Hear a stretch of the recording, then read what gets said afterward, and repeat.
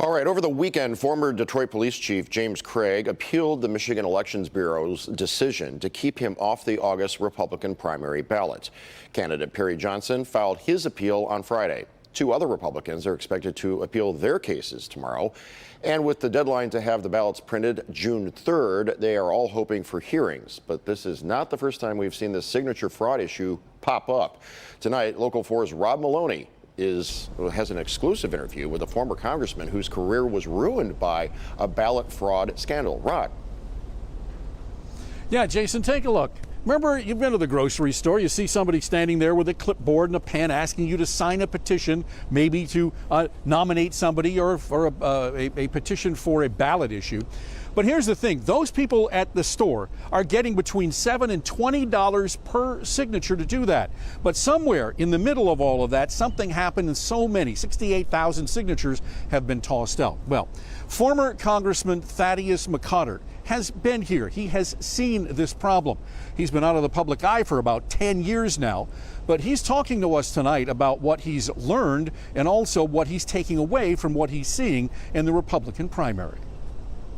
The immortal words of Bill Clinton, I feel your pain. While the former congressman can laugh today, he didn't a decade ago. McCotter saw his political career implode in 2012.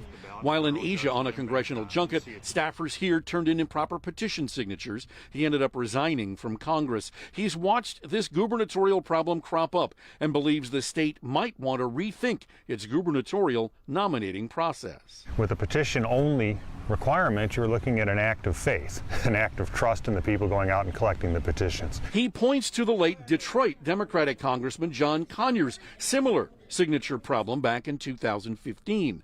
Conyers went to federal court and a judge there allowed him on the ballot because Conyers had made a good faith effort at ballot access. McCotter believes the state should follow suit in the governor's race. It does make eminent sense. It does require an act of faith. There was good faith on the part of the candidates. They did try. They were let down, but they should access to the ballot be an overriding principle that we try to protect at all costs to ensure that the electorate has as many choices in front of them.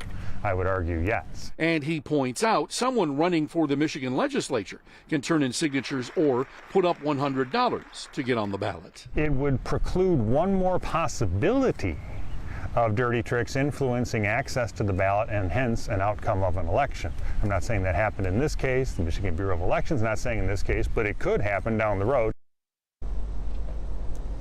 And so now here's the thing. The appeals court judges are certain to ask, isn't it the candidate's responsibility to make sure that all of their signatures are good? And the answer, of course, is yes, because they sign an affidavit saying, yes, they're all good. But very few candidates go ahead and sit down and look at all 15 signatures to make sure they are good. So it's going to be interesting to watch what happens this week. Back to you. So, Rod, how does McCotter propose Michigan change the process?